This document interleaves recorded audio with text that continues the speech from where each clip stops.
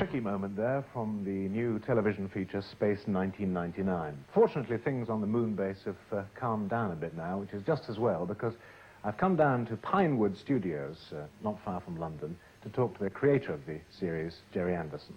He's also masterminded series like Fireball XL5, Supercar, Thunderbirds, UFO, and many more. Jerry, on a deserted moon base, it's nice to see a fellow human being. Come and join me. Yes, in Space 1999, we're asked to believe that a nuclear dump on the moon explodes and that the moon is forced out of the Earth's orbit, right? yes. How likely is that? Could it happen? Well, I don't think there are many people who could really answer that question, and I think the important thing in science fiction is that one has to take a certain amount of license. But nuclear waste is a problem today, and I think it'll be more of a problem in 1999. And we've said that a good place to dump the waste would be on the far side of the moon. And I think it's possible that as new materials are used, there could possibly be interaction which nobody thought about. Yes, I think it's possible. I'd hate to prove it to you, by the way. But How much research do you do into science possibilities? well, we don't do too much research, and I've always made a point of this, because if you consult the experts, then you're dealing with present-day knowledge. And I find that somewhat inhibiting. For example, if you take the case of Concorde, 100 years ago, I'm sure that scientists would have said that it was quite impossible to sit in an aeroplane eating caviar in a comfortable seat, traveling at a speed which is something like the muzzle velocity of a rifle bullet, you know. So I tend to steer away from too much advice. Four Feather Falls was one of your earlier successes. I suppose now it looks fairly crude to you, does it? Yes, of course it looks crude, but of course it was very early days. It was the first series that we used the electronic mouth movement that we devised for the puppets. We were still using the cotton threads to operate the puppets, and this meant that they were visible on the screen, which used to irritate me like mad. But nevertheless, I think, looking back, taking into account the facilities we had and the money that was available, I think it was a pretty good effort. Martin? Ward? Something we can do for you? Yep. Hand over that paper that Ma Jones signed, making you the new owners of this store. We ain't handing over that paper to nobody. I said hand it over. Now, see here, Sheriff. That paper belongs to us. Martin, I'll give you one more chance to hand over that paper. One more step, Mr. Tucker. And sheriff or no sheriff, I'll shoot you down. Now, come and get it. Who did that?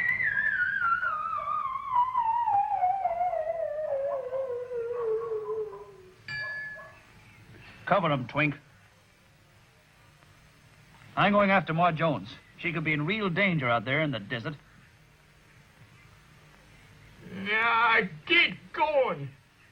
How did that electronic mouth movement work? Without being too technical, we would pre-record the voices of all the puppet characters in a recording studio, and then play back the voices on the studio floor so that the puppeteers could hear the voice of their own character and make the puppet animate accordingly. Now, as the voice was reproduced through loudspeakers, we also tapped off another line from the tape machine and converted the voice into electrical impulses. And the impulses were then fed through wires into the puppet's head, and this would activate a solenoid, which is basically an electromagnet, and this would force the mouth to open and a spring would cause it to close. And in principle, you just pushed the button on the tape machine, the voices came out, and the puppet spoke in synchronization with the voice. Most children, I'm sure, most adults, in fact, will recognize Parker from Thunderbirds, Lady Penelope, and the chauffeur. Parker is a fairly sophisticated puppet. I think we made improvements on later shows, but perhaps I can explain one or two things in detail. I think his mouth is stiffened up and it's very difficult to move now, but the head is made of fiberglass. but between the lip and the chin there's a piece of what used to be soft leather inserted, which enabled the mouth to open and close. It's stiffened up over the years and it won't do it anymore.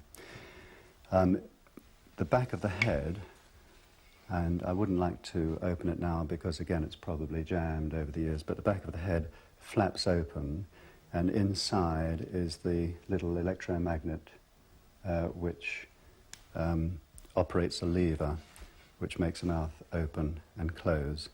And the pulses which operate the mouth were fed down very fine wires which had a dual purpose. One was to hold the head and also turn the head, but we also used those wires to feed the impulses into the mouth mechanism. What about Parker's other movements, aside from the head? Well, you know, he's now sort of a little trophy I keep at home, so he's been stiffened up. But in fact, he has all the normal human joints, one here, the elbow, the thigh, and the knees. When the puppet is on operation, of course, he's supported by a mass of wires, just to go through them quickly. 2 that support the head, 2 that enable the eyes to move from left to right, 2 on the shoulder, which would take the main weight of the puppet, 2 on the hands, and 2 on the feet. Now, that's a lot of wires, and although they were only 5 thou thick, oddly enough, they still showed, particularly against plain backgrounds. And we used to spend hours looking through the camera and literally painting each wire to match the background in an endeavour to lose them. And I think, you know, watching the shows today, I think in the main we did lose them. How versatile was he? Could he do everything with the one puppet? Well, we in fact, each puppet had 3 heads. As far as I remember, this is the normal expression that was used most of the time.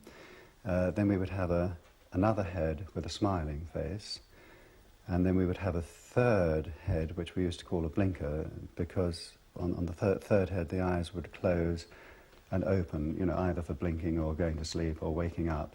So we were constantly plugging in different heads for different situations. How many people did it take to operate him? Well, there used to be 1 puppeteer per puppet. Sometimes there were as many as 20 puppets in a scene, but nevertheless 1 person used to operate 1 puppet. And they had a control, which they used to hold in 1 hand, with various cross pieces.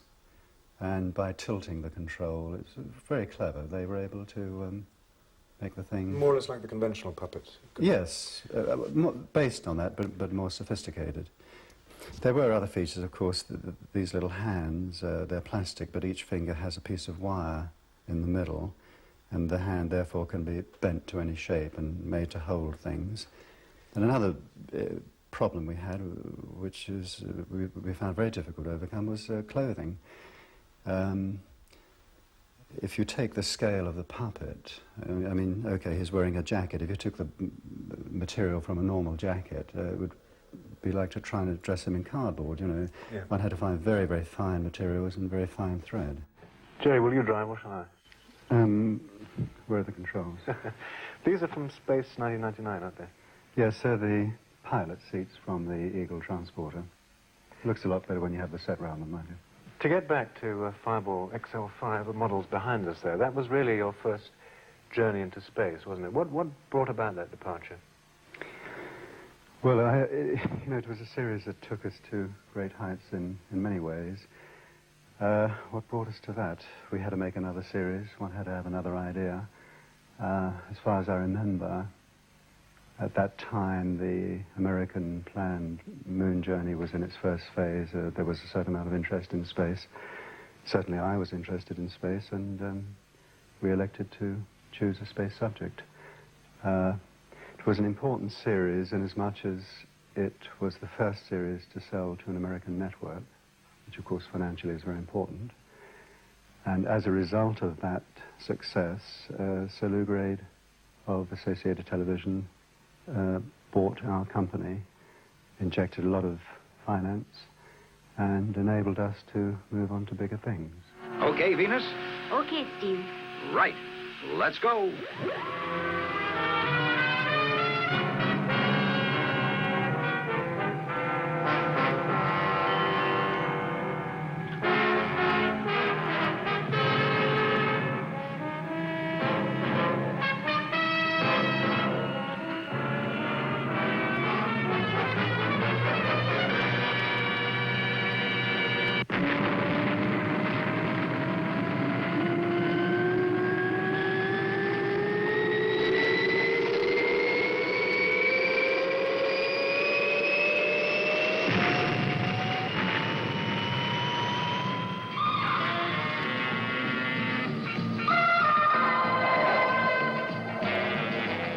How do you go about creating, devising a space vehicle, let's say, which has to look faintly authentic and yet be exciting and good visually? Well, I think it's a sort of mental thought process. For example, if we take, I'm trying to remember the name of the ship from Thunderbirds, I'll go with the feature film, yes, the Zero X. I started on the basis that we had to have a spaceship for the story, and we were dealing in the future. Now, most people have seen the American Saturn V rockets being launched, and the astronauts are subjected to enormous G-forces and stresses, and they have to be trained sometimes for years to make such a journey. And I simply felt, well, that's fine, but if you look to the future, I mean, how is Grandma going to travel in a vehicle like that? I mean, you just couldn't put an old lady in an Apollo capsule and blast her off into space in this gigantic firework. And so that was the beginning of the thought process, and from there, I thought, people travel in jet planes quite happily, so why not lay the rocket down horizontally, put wings on, which then makes it a conventional aircraft. It would now take off normally, climb to the fringe of space, and at that point, of course, the wings would be no longer needed, and so they would be detached and returned to Earth, unlike the wastage on American rockets where the boosters are only used once and it's very expensive. And then, of course, the fuselage, the rocket itself, would then fire its motor and continue its journey through space. So I suppose really it's just a question of saying what would be ideal if only we could do it. I mean, if you had to do that for real, it would cost a fortune, but we can do it with models, and so we can be a little more adventurous. The interesting thing about Stingray is we didn't go underwater. Stingray was always filmed behind a tank. We built a tank which, as far as I remember, was probably 8 feet long, 6 feet high, and about 6 inches in depth. And we filled this tank with water, put in various sizes of fish, large ones, medium ones, little tiny ones. And behind the tank we had a cyclorama, which is a curved backing, which we would paint the distant sea on. And then we would suspend Stingray on fine wires behind the tank and film Stingray through the tank. And of course, the interesting thing that worked so well was because of the different size fish. They didn't look different size at all. The big ones looked close and the little ones looked distant. So in fact, we never really took Stingray underwater at all. That's how we overcame that particular problem. Got something? Well, there's some kind of underwater craft down there, that's for sure. Can you get a fix on his position? Nothing could be easier.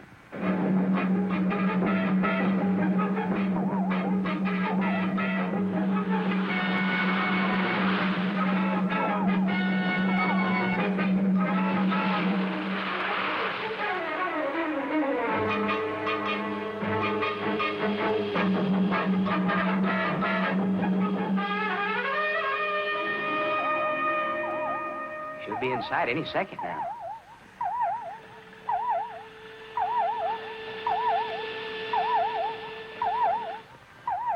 I can't see a thing. He must have made a mistake, Phones. Well, here's Stingray, one of the many made for the program, in different sizes, of course, by Jerry Anderson's team of modelers, one of whom, Martin Bauer, here, joined the outfit in a rather extraordinary way. Tell me about that. Well, I started making models about 8 years old when Jerry Anderson brought out a series called Supercar. And as the series progressed, he made Fireball XL5 and went on to later series. I kept up with him making models of them just as a hobby. So how old were you when you made this Supercar? Well, I made this more recently, actually, as my modelling prowess, as I got better at making models. But some of these Fireball XL5 was made about, I should say, about 8 years ago, 10 years ago, something like that. And made of what? They're mostly made of wood, hardwood. Some fiberglass. It depends how big the model is. If the model is going to be very heavy, if it's made in wood, I'd turn to fiberglass instead and use moulding methods to make the models. Did you send these to Jerry Anderson? No, originally I wrote about 2 years ago a letter to him and sent some photographs. I take a lot of photographs of all the models that I make. I sent these to him and got a letter back almost immediately saying would I go and meet his special effects director, which I did, and more or less I started making models for the series themselves from that time. So what was the first series you worked on? This was Space 1999. Which brings us rather handily to the Eagle Transporter, which I must say is an absolutely beautiful model. It's solid and utterly convincing, isn't it? How long did it take you to make that? Well, in actual hours, I should say probably about 100 hours, something like that. There's a great deal of work in that particular model because immense amount of girder work, all made of brass tubing. This is this here? Yes, it has to be very tough. Why does that need to be brass? Basically because the model requires that the pod centre section here will drop out, and the craft can fly without that, and it wouldn't be strong enough. It would tend to bow in the middle. That's the main reason. Also for sheer strength when you're filming the things. The aluminium jets, the jets are actually made of aluminium turned up on a lathe. Really? And what about, is this real glass on the sides? No, that's Perspex. Much of the model, the pod, these side sections are all made of Perspex with a fiberglass nose.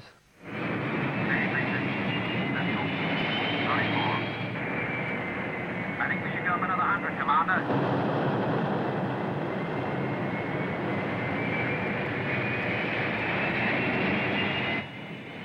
Eagle 1 to Alpha. Go ahead, Mark. Liftoff complete. Trajectory computed and programmed. I will be in orbit in 4 minutes.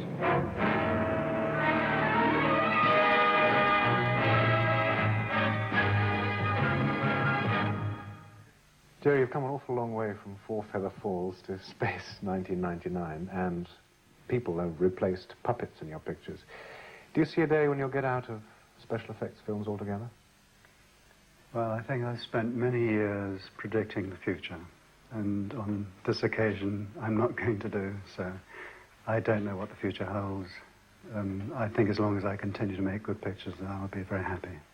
Jerry, many thanks for telling us how some of it's done.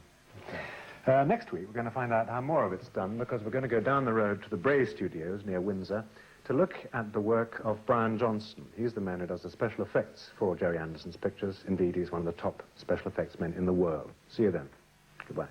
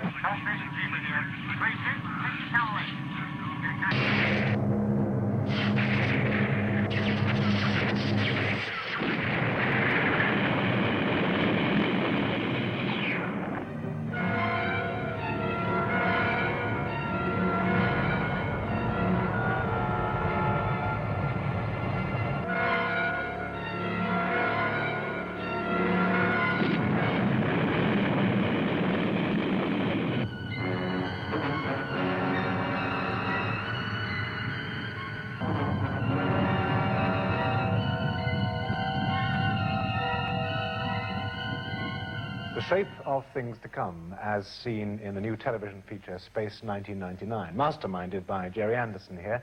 You may remember we met Jerry at his Pinewood headquarters last week. Well, this week he's brought us to Bray Studios near Windsor to meet his special effects man, Brian Johnson. Brian, word with you in a moment.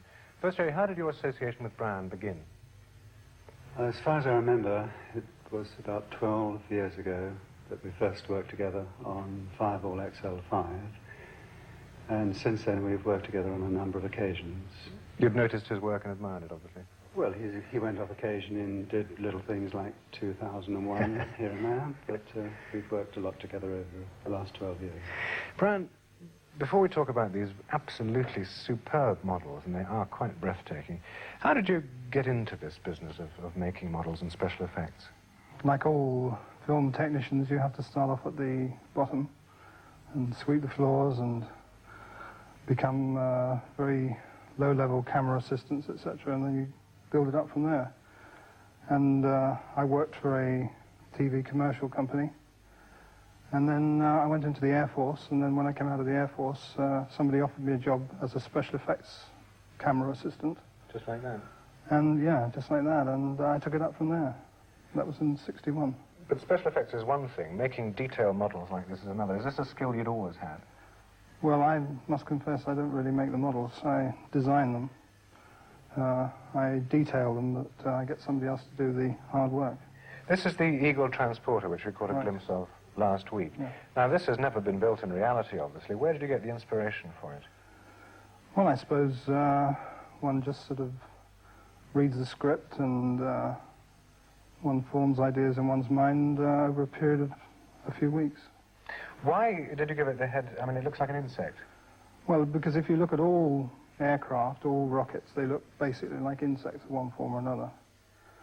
And so I was thumbing through some nature magazines and I saw the head of this grasshopper, and it all happened from there, really. Why so many models of the same vehicle? There's 3 sizes here, and then there's the head of it there, and 2 more there. Well, because some of the shots are long shots, and we only have a limited amount of space on the stage. So if we have this large 44-inch model and we want to make it look a long way away, we use this one, the same distance, and it looks that much further away. Where do you get the odds and ends, the bits and pieces? Plastic kits.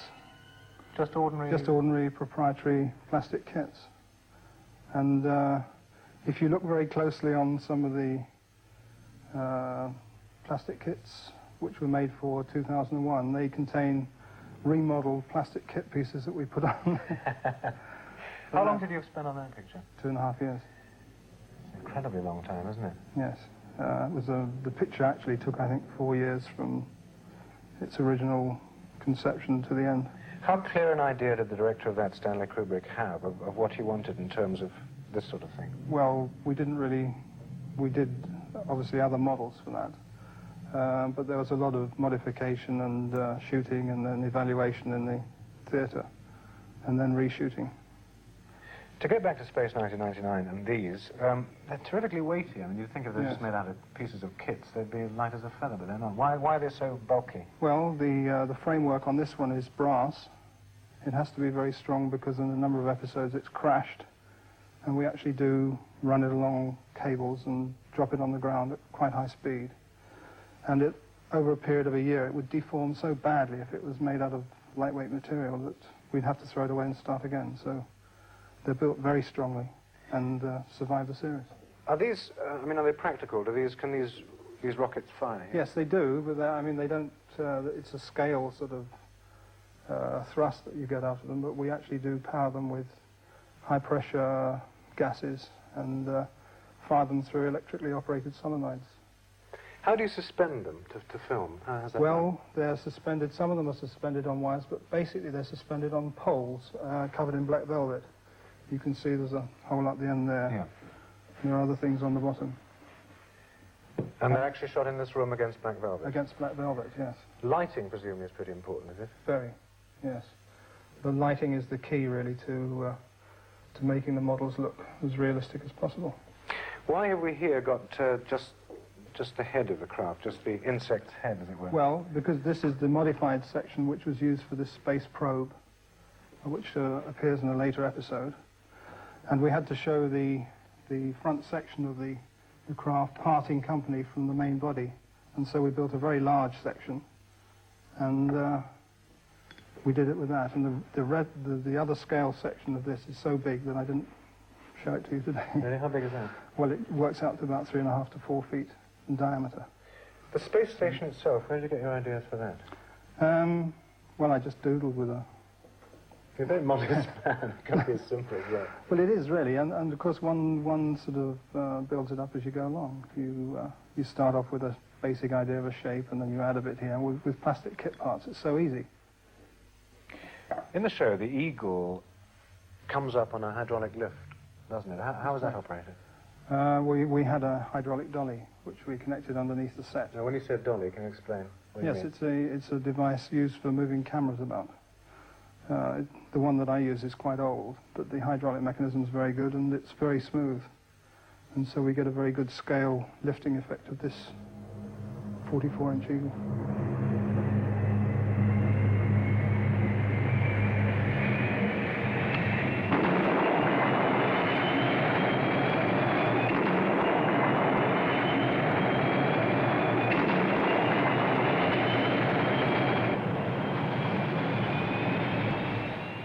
What about the effect you achieve of the sky appearing to be almost full of eagles?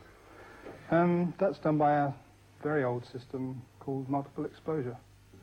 And one takes a small model such as this, and you shoot it once against black velvet, so that there's one image on the screen, and you turn the camera back, wind back to the beginning of the shot, put it in a different position, and so on and so on. One of the shots we did 11 actual exposures of the eagle, single eagle. Which is really quite an old-fashioned way of doing it, I suppose. Yes, I mean, we met Tom Howard, who does that sort of thing on an optical. Yes, well, but when you're doing a television series, you don't have the time or the money. And, it seems to have worked very well, actually. How big a team do you need to make all these things from your designs? Well, we have 3 people who actually construct the models. And then the whole team, including the camera crew, runs out to about 14 people. This is the colossus of the collection. It really is a feat of imagination, a beautiful model. I can't believe this is just the result of a doodle, is it? It's a result of a basic shape being worked out and then little bits and pieces being added on until finally we arrived at this. It took a number of weeks, actually, to get this particular thing.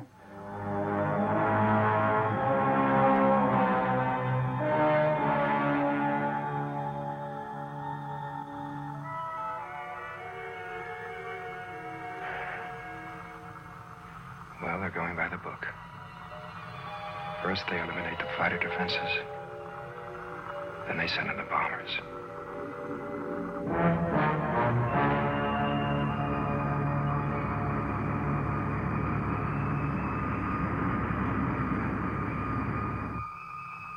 There's nothing we can do. Nothing.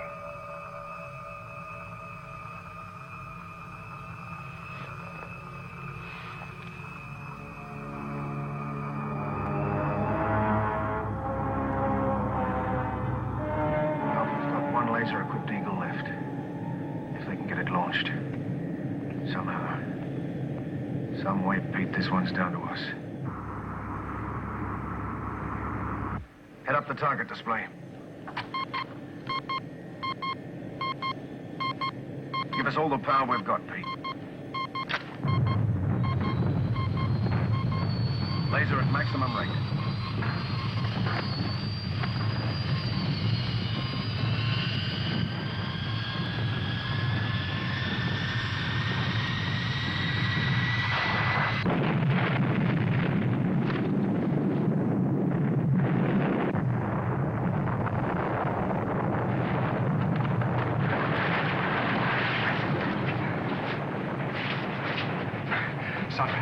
Hey, computer.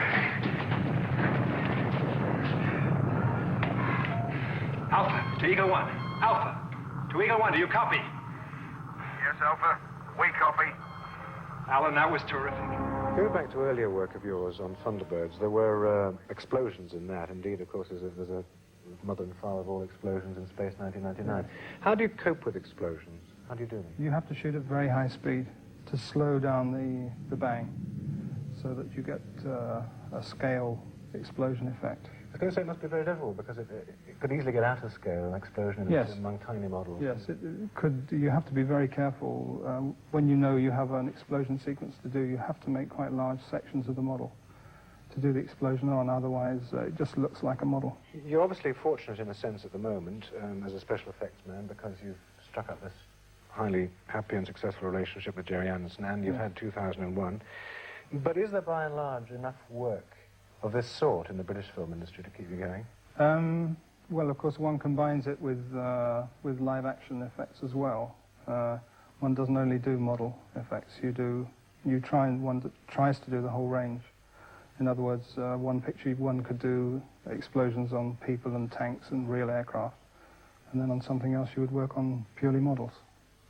So you have to have a complete spectrum of special effects knowledge. Right? Yeah. One thing we haven't mentioned is the poor old moon there behind us. How accurate is that? Well, it isn't really accurate, but when it's carefully lit, the effect is of the moon. Nobody really questions it.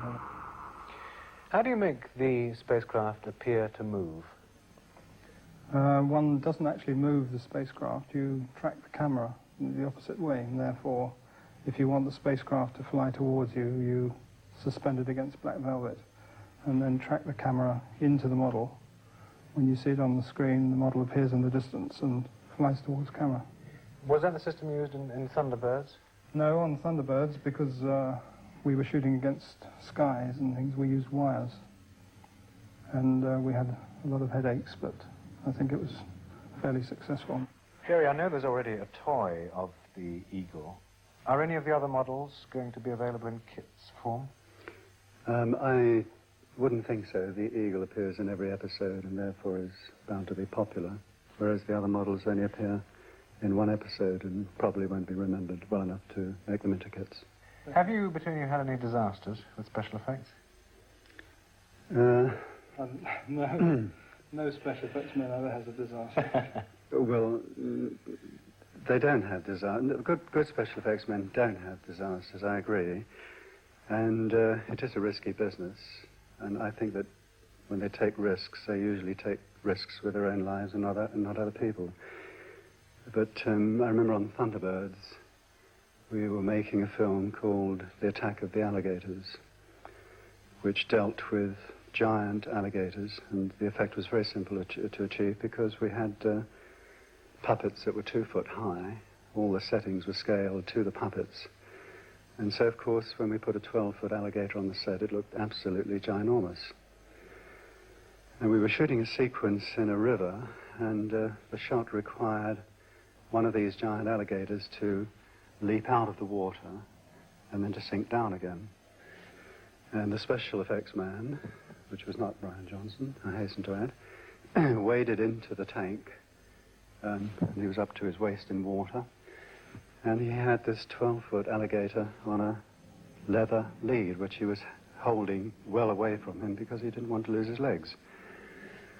And they went take after take. You know, the camera would run up to speed, action, and he would pull on the lead, and always the alligator would come out of the water in the wrong place. So finally, it was 3 o'clock in the morning because we were shooting nights at the time. Finally, they enlarged the setup so that he would have a better chance of bringing the alligator up in the right place. And this required a relight, which took some 20 minutes.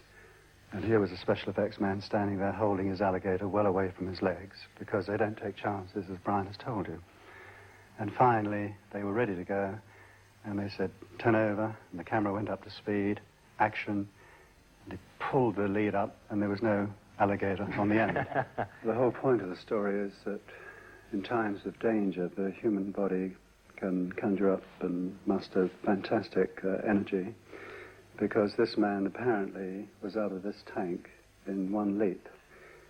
And I think it also proves that despite what Brian has said, special effects can be a risky business, but in the hands of professionals, there aren't too many accidents. In fact, I'm glad to say we haven't had one over the last 16 years.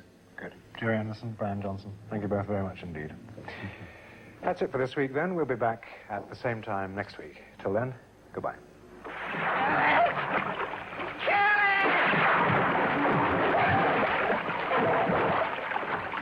Orchard.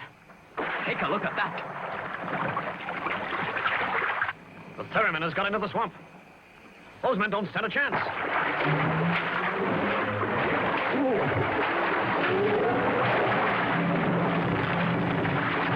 Ye gods, they've been hit. Come on. We've got to do something.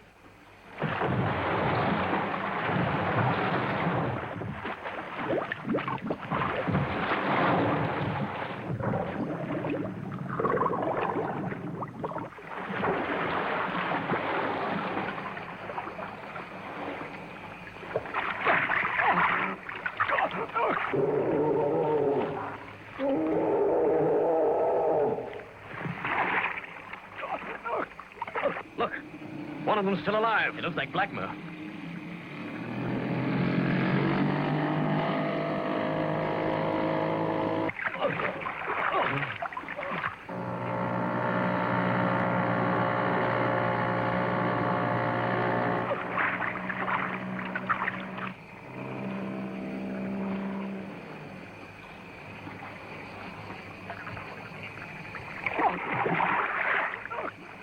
Here, take this.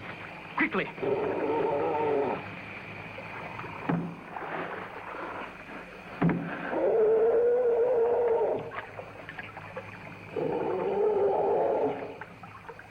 No!